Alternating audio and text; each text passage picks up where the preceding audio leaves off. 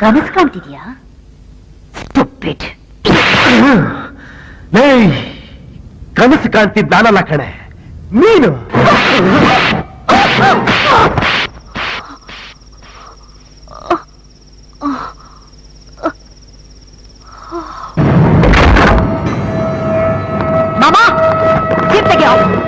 ಯಾಕಮ್ಮ? ಆ ಆಟೋ ಶಂಕರ ನನ್ನ ಹತ್ರ ಸಾಲ ತಗೊಂಡು 30 ದಿವಸ ಆಯ್ತು. ಇವತ್ತು ದುಡ್ಡು ಕಟ್ಟಬೇಕು, ಇಲ್ಲ ಅವನ್ನ ಗುಲಾಮ್ನಾಗಿ ಮಾಡ್ಕೋಬೇಕು.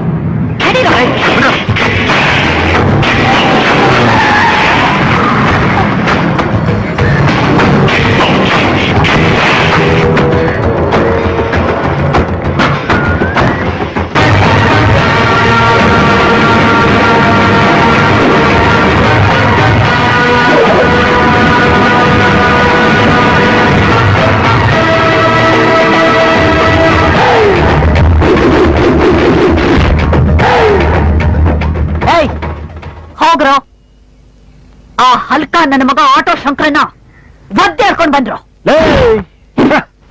ನನ್ನ ಒದಿಯೋ ಕಾಲು ಇನ್ನೂ ಮ್ಯಾನುಫ್ಯಾಕ್ಚರೇ ಆಗಿಲ್ಲ ಕಣೆ. ನನ್ನ ಮುಂದೆ ದೌಲತ್ತು ತೋರ್ಸೋ ಈ ಕಾಲುಗಳನ್ನ ಹೇಗೆ ಕತ್ತರಿಸ್ ಹಾಕ್ಬೇಕು ಅಂತ ನನಗ್ ಗೊತ್ತು ಕಣೋ. ಇಳಿದ್ ಬಾರೋ ಕೆಳಗೆ. ಹತ್ತದ ಮೇಲೆ ಮುಗೀತು. ಶನಿ ತರ ಆಗ್ಲೇರಿದ್ದೀನಿ, ಇಳಿಯೋ ಸೀನೆ ಇಲ್ಲ. ಇಳಿಸ್ತೀನಿ ಕಣೋ. ನಿನ್ನ ನನ್ನ ಮುಂದೆ ಕೈ ಚಾಚೋ ಲೆವೆಲ್ಗೆ ಇಳಿಸ್ತವಳು ಕಣೋ ನಾನು. ಆವತ್ತು ಯಾವ್ದೋ ಚಿಲ್ರೆ ಅಮೌಂಟ್ ನನ್ನ ಮುಖದ ಮೇಲೆ ಎಷ್ಟು ಸ್ಕೋಪ್ ತಗೊಂಡೆ ಅಲ್ಲ, ಇವತ್ತು ಎಸಿ. ನೀನು ಪೌರುಷ ಇರೋನು ಅಂತ ನಾನು ಒಪ್ಕೋತೀನಿ. ದುಡ್ಡೇನೋ ನಿನ್ ಮುಖದ ಮೇಲೆ ಎಷ್ಟು ಪೌರುಷ ತೋರಿಸಿದ್ರೆ ಜನ ಎಲ್ಲ ನಿನ್ ಬಗ್ಗೆ ತುಂಬಾ ತಪ್ಪು ತಿಳ್ಕೊಂಡ್ಬಿಡ್ತಾರೆ. ಆಮೇಲೆ ದುಡ್ಡು ಜೊಲ್ಲು ಎರಡು ಸುರಿಸ್ಕೊಂಡು ನಿನ್ ಮನೆ ಮುಂದೆ ಕ್ಯೂ ನಿಂತ್ಕೊಂಡ್ಬಿಡ್ತಾರೆ. ಮೊದಲು ನಾನು ಕೊಟ್ಟಿರೋ ಸಾಲ ದುಡ್ಡು ಬಿಸಾಕಿ ಆಮೇಲೆ ಕಿಂಡಲ್ ಮಾತಾಡೋಲ್ಲ. ಲೋಫರ್. ಸಾಲನ? ಯಾವ ಸಾಲ? ಯಾರು ಕೊಟ್ರು? ಯಾರು ಇಸ್ಕೊಂಡ್ರು? ಯಾವ ದುಡ್ಡು? ಫಸ್ಟ್ ಆಫ್ ಆಲ್ ನೀನ್ ಯಾರು? ಚೆನ್ನಾಗೆ ಆಕ್ಟ್ ಮಾಡ್ತೀಯ. ದೊಡ್ಡ ಹೀರೋ ತರ ಎಲ್ಲರಿಗೂ ಶ್ಯೂರಿಟಿ ಹಾಕಿ ಲಕ್ಷಾಂತರ ರೂಪಾಯಿ ಸಾಲ ತಗೊಂಡ್ಯಲ್ಲ, ಆ ದುಡ್ಡು ಕಣೋ. ಅಯ್ಯೋ ಕಾಂತ, ತಿಕ್ಕಿಲ್ದಿರೋ ಕೊಟ್ಟ ಹಣ ಸ್ಮಶಾನಕ್ಕೆ ಹೋಗಿದ್ದ ಹಣ ವಾಪಸ್ ಬರುತ್ತೇನೆ. ರಾಮ ಹೇಳೋ ಅವಳಿಗೆ. ಲೇ, ಇಡೀ ಏರಿಯಾಲಿರೋ ಮನೆಗೆಲ್ಲ ಬೆಂಕಿ ಇಟ್ಟು ನೀನೆಂತ ಕಂತ್ರಿ ಅಂತ ನೀನ್ ತೋರಿಸ್ದೆ. ನಿನ್ನತ್ರನೇ ದುಡ್ಡು ವಸೂಲಿ ಮಾಡಿ ಎಲ್ರಿಗೂ ಹೊಸ ಮನೆ ಕಟ್ಕೊಟ್ಟು ನಾನೆಂತ ಕಿಲಾಡಿ ಅಂತ ನಾನ್ ತೋರಿಸ್ದೆ. ನೀನ್ ಪಲ್ಟಿ ಹೊಡ್ರು ನಿಂಗೆ ₹1 ಸಿಗಲ್ಲ. ರೈಟ್ ಹೇಳಲೇ, ರೈಟ್ ಹೇಳ. ನಾವೇನು ಎಲ್ ಬೋರ್ಡ್ ಅಲ್ಲ ಕಣೋ. ಬಿಸ್ನೆಸ್ ಅಲ್ಲಿ ದುಡ್ಡು ವಾಪಸ್ ಕೊಟ್ಟಿಲ್ಲ ಅಂದ್ರೆ ನಮ್ಮ ಮನೇಲಿ ಗುಲಾಮ್ಗಿರಿ ಮಾಡ್ಕೊಂಡು ಬಿದ್ದಿರ್ತೀನಿ ಅಂತ ಬರ್ದು ಕೊಟ್ಟಿದ್ಯಾ.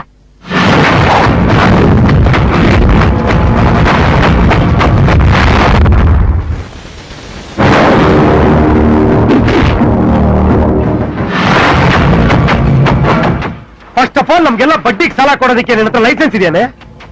ಮನಿ ಲೆಂಡರ್ 1961 ಆಕ್ಟ್ ಏನ್ ಹೇಳುತ್ತೆ ಗೊತ್ತೇನೆ? ಕೂಸ್ಲು 10%, 20% ಚಕ್ರ ಬಡ್ಡಿ, ಸುಸ್ತಿ ಬಡ್ಡಿ, ಮೀಟರ್ ಬಡ್ಡಿ ಇದೆಲ್ಲ ತಗೊಳ್ಳೋದೇ ದೊಡ್ಡ ಅಪರಾಧ. ₹1.90 ಮಾತ್ರ ಬಡ್ಡಿ ತಗೊಬೇಕು. ಅದಕ್ಕೂ ಮುಂಚೆ ಅಸಿಸ್ಟೆಂಟ್ ರಿಜಿಸ್ಟರ್ ಆಫ್ ಕೋಆಪರೇಟಿವ್ ಸೊಸೈಟಿಲಿ 1 ಲಕ್ಷಕ್ಕೆ 5,000, 2 ಲಕ್ಷಕ್ಕೆ 10,000, 10 ಲಕ್ಷಕ್ಕೆ 50,000 ಡೆಪಾಸಿಟ್ ಮಾಡ್ಬೇಕು. ಇದು ಯಾವ್ದು ಮಾಡದೆ ಲಫ್ಡಾ ದಂಧೆ ನೀನ್ ನಡೆಸ್ತಿರೋದು. ಇದೊಂಥರ ಸೂತ್ರ ಇಲ್ದ್ರೆ ಗಾಳಿ ಪಡತಾರ. ಯಾವತ್ತಿದ್ರೂ ಗೋತಾ ಹೊಡಿಲೇಬೇಕು. ಬಡ್ಡಿ ಸಾಲ ತಗೊಳ್ಳೋರಿಗೆ ಪ್ರತಿ ವರ್ಷ ಪಾಸ್ಬುಕ್ ಕೊಡ್ಬೇಕು. ಸೆಕ್ಷನ್ 5 ಪ್ರಕಾರ ಪ್ರತಿ 5 ವರ್ಷಕ್ಕೊಂದ್ಸರಿ ನಿಮ್ ಲೈಸೆನ್ಸ್ ನ ರಿನ್ಯೂವಲ್ ಮಾಡಿಸ್ಬೇಕು. ಅಷ್ಟೇ ಅಲ್ಲ, ಅಸಲಿಗಿನ್ನ ಬಡ್ಡಿ ಜಾಸ್ತಿ ತಗೊಂಡು ಬಡವನ್ ಬರ್ಬಾದ್ ಮಾಡೋ ನಿಮ್ ಸ್ಕೀಮ್ ಇರೋದೇ 2 lakhs ಲಿಮಿಟ್. 2 lakhs ಅಂಡ್ ಅಬೋ ನಮ್ಮ ಸಾಲ ನಾವೇ ಮನ್ನಾ ಮಾಡ್ಕೊಬಹುದು. ಹೋಗಲೋ ಪುಟ್ಲಾಯರ್, ಮನೆನ ರೈಡ್ ಮಾಡಿದ್ರೆ ಅಬ್ಜೆಕ್ಷನ್. IPC ಸೆಕ್ಷನ್ 146 ಪ್ರಕಾರ ಅಫೆನ್ಸ್. ಹಲ್ಲೆ ಮಾಡಿದ್ರೆ IPC ಸೆಕ್ಷನ್ 147 ಪ್ರಕಾರ 2 ವರ್ಷ ಶಿಕ್ಷೆ. ಲಾಂಗು ಮಚ್ಚ ಹಲ್ಲೆ ಮಾಡಿದ್ರೆ IPC ಸೆಕ್ಷನ್ 148 ಪ್ರಕಾರ 3 ವರ್ಷ ಶಿಕ್ಷೆ ವಿತ್ ಫೈನ್. ಯಾವ್ದೋ ಪುಸ್ತಕ ಓದಿ ಬಾಯ್ಪಾಠ ಮಾಡ್ಕೊಂಡ್ ಬಂದು ಲಾ ಪಾಯಿಂಟ್ ಹಾಕಿದ ತಕ್ಷಣ ಮೀಟರ್ ಆಫ್ ಆಗಿ ಹೆದರ್ಕೋತಿ ನಿನ್ಕೊಂಡ್ಯಾ? 5 ವರ್ಷ ಈವ್ನಿಂಗ್ ಕಾಲೇಜಲ್ಲಿ ಮಣ್ಣು ಹೊತ್ತು ಈ ಆಟೋ ಶಂಕರ್ ದಾದಾ LLB ಆಗ್ತಾ ಇದ್ದೀನಿ. ನಿನ್ನ ಮೈ ಮೇಲೆ ಬರೋ ದೇವುಗಳನ್ನ ಬಿಡಿಸೋದಕ್ಕೆ ನಮ್ಮ ಹತ್ರ ತುಂಬಾ ಬೇವಿನ ಸೊಪ್ಪುಗಳಿದಾವೆ. ಅದೇನ್ ಕಿತ್ಕೊಂತೀಯ ಕಿತ್ಕೋ ಹೋಗಲೇ. ಮರ್ಯಾದೆಗಳಿಂದ ನ್ಯೂಟ್ರಲ್ ಆದ್ರೆ ಬಚಾವ್, ಇಲ್ಲ ಅಂದ್ರೆ ನಮ್ ಮನೆಗಳು ಸುಟ್ಟಂಗೆ ನಿನ್ನ ಈ ಸೈಡ್ ಆಕ್ಟರ್ಗಳು ಸೇರಿಸಿ ಸುಟ್ಟು ಬಿಸಾಕ್ಬಿಡ್ತೀನಿ. ರೈಟ್ ಹೇಳೆ. Objection objection. ಅಯ್ಯೋ ಬನ್ನಿ, ಅಯ್ಯೋ ಬನ್ನಿ, ನಾನು ಹೇಳ್ತೀನಿ ಬನ್ನಿ, ವಿಷಯ ಇದೆ. ಅಯ್ಯೋ ಡಬ್ಬ ನನ್ನ ಮಗನೇ ಮಾಮ, ನಾನು ಹಾಕಿದನ್ನ ತಿಂದು ಅವ್ರು ಯಾವನ ತಿರುಬೋಕೆ ಹೇಳಿದನ್ನ ಕರೀತಿದ್ಯಾ? ಎಷ್ಟು ಗೊಬ್ಬು ನಿನಗೆ? ಅಲ್ಲಮ್ಮ, ನಂಗೆ ನಿಮ್ಮಲ್ಲಿ ದ್ವೇಷ ಏನಮ್ಮ. ಆ ನನ್ನ ಮಗ ಮಾತಾಡಿರೋ ಪಾಯಿಂಟ್ಗಳೇ ಕೂಡ ನಿಲ್ಲೋದು. ಹೊಗಳ್ಬೇಡ. ಅವನಿನ್ನು ಎಲ್ಲ ಬರೋಡ್ ಲಾಯರು. ಅವನ್ ನನ್ನ ಗುಲಾಮಗಿರಿಗೆ ಒಪ್ಲಿಲ್ಲ ಅಂದ್ರೆ ಅವನ ಕೈಗೆ ಬೇಡಿ ಹಾಕ್ಸಿ ಬೀದಿ ಬೀದಿಲಿ ಮೆರವಣಿಗೆ ಮಾಡಿ ಜೈಲಿಗೆ ಕಳಿಸ್ತೀನಿ. ಕಳ್ಸ ಬೇಗ. ಬೆಂಗಳೂರಲ್ಲಿರೋ ಬೆಸ್ಟ್ ಲಾಯರ್ಸ್ನ ತಕ್ಷಣ ಕಳ್ಸೋ. ಹೌದು ಮೇಡಮ್, ಅನ್ಎಜುಕೇಟರ್ಸ್ ನ ಸಾಫ್ಟ್ ಪೀಪಲ್ ನ ನಾವು ಈ ಪೇಪರ್ ತೋರಿಸಿ ಹೆದರ್ಸ್ಬೋದು. ಆದ್ರೆ ಲಾ ಗೊತ್ತಿರೋ ತಿರುಗಿ ಬಿದ್ರೆ ನಮ್ಮ ಆಟ ಏನು ನಡೆಯೋದೇ ಇಲ್ಲ. ಯಾವ ಸೀಮೆ ಲಾಯರ್ಗಳ್ರಿ ನೀವು? ಲಾಯರು ಕಿಲಾಡಿ ಆದ್ರೆ ಕಾಗೇರು ಬೆಳ್ಳಗಿದೆ ಅಂತ ಪ್ರೂವ್ ಮಾಡಬಹುದು. ಅಂಥದ್ರಲ್ಲಿ ಈ ಚಿಲ್ಡ್ರೆ ನನ್ನ ಮಗನ ಕೇಸರಿ ಫಿಟ್ ಮಾಡೋದು ಕಷ್ಟನಾ? ಅದು ಅವನ ಜುಟ್ಟು ನಮ್ಮ ಕೈಲಿರುವಾಗ. ಈಗ ಫೈನಾನ್ಸ್ ರೂಲ್ಸ್ ಹಾರಿಬಲ್ ಆಗಿದೆ. ಸಾರಿ ಮೇಡಮ್, ಲೀಗಲ್ ಆಗಿ ಶಂಕರ್ನ ಏನು ಮಾಡಕ್ಕಾಗಲ್ಲ.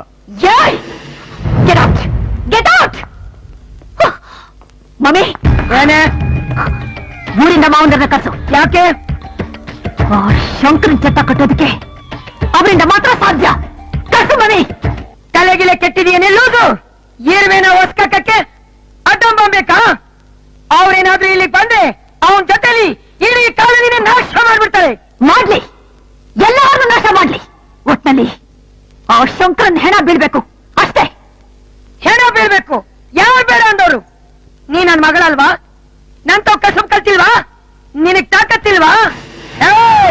ನೀನೇ ಹೋಗಿ ಅವನ ಹೆಣ ಬೀಳ್ಸೆ. ಆಗಲ್ಲ ಅಂದ್ರೆ ಬೊಗಳು ತಲೆ ಸೀರೆ ಕೊಡ್ತೀನಿ. ಕೊಟ್ಕೊಂಡು ಯಾವ್ದಾದ್ರೂ ಮೂಲೆ ಬಿದ್ದಿರು. ಮಚ್ಚುತ್ತಾರೋ ಅವನ್ ಯಾವ್ದಾದಂತ ನಾನು ನೋಡ್ತೀನಿ. ಮಮ್ಮಿ, ನನ್ನ ಮಗನ ಕಥೆನ ನಾನೇ ಮುಗಿಸ್ತೀನಿ. ಅಲ್ಲಿವರೆಗೂ ನೀನು ಮುಖ ತೋರ್ಸಲ್ಲ.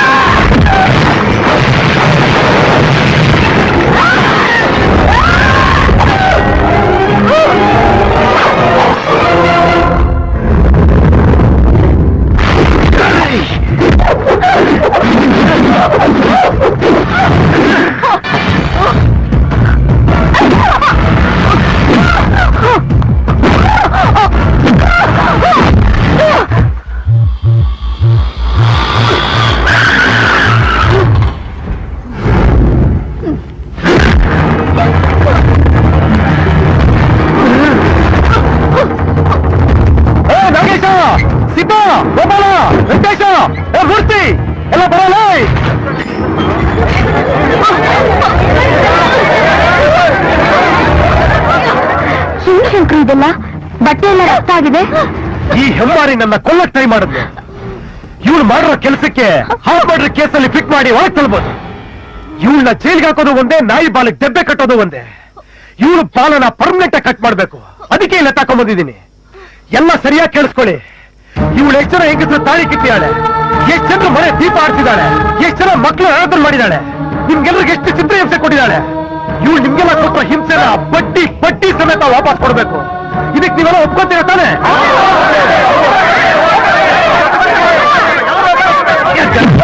ಮೇಲೆ ರಂಗಮ್ಮ, ನಿನ್ನ ತಲದ ಕೊಟ್ಟಿಗೆನೆ ಇವಳಿಗೆ ಇನ್ನೊಂದು ಗೆಸ್ಟ್ ಹೌಸ್. ಕೆಲಸ ಮುಗಿದ ತಕ್ಷಣ ಅಲ್ಲಿ ಕಟ್ಟಾಕಿ ಇವಳನ್ನ. ದಿನ ಸೆಂಟಲ್ ವಾಸನೆ ತಗೊಂಡು ಮಜಾ ತಗೊಂತಿದ್ ಇವಳಿಗೆ ಹಸುವಿನ ಗಂಜಲ ಸಗಣಿ ವಾಸನೆ ಗೊತ್ತಾಗ್ಲಿ, ಬರ್ತಾರೆ ಅಂತ ಗೊತ್ತಾಗ್ಲಿ ಇವಳಿಗೆ. ಇವಳನ್ನ ಕಣ್ಣಲ್ಲಿ ಕಣ್ಣಿಟ್ಟು ನೀವೆಲ್ಲ ಕಾಯ್ಬೇಕು. ಇವಳಲ್ಲಿರೋ ವಿಷಯ ಯಾರಿಗೂ ಗೊತ್ತಾಗಬಾರ್ದು. ಅರ್ಥ ಆಯ್ತಾ? ಇನ್ನು ನೀನಿಲ್ಲಿ ಪರ್ಮನೆಂಟ್ ಕೆಲಸದವಳು. ತಪ್ಪಿಸ್ಕೊಳಕ್ ಟ್ರೈ ಮಾಡಿದ್ರೆ ನೀನ್ ನನಗೇನ್ ಮಾಡಕ್ ಬಂದಿಯೋ ಅದನ್ನ ನಿಜವಾಗ್ಲೂ ಹಿಂಗ್ ಮಾಡ್ಬೇಕಾಗತ್ತೆ. ರಂಗಮ್ಮ ಎತ್ಕೊಂಡು ಇವಳನ್ನ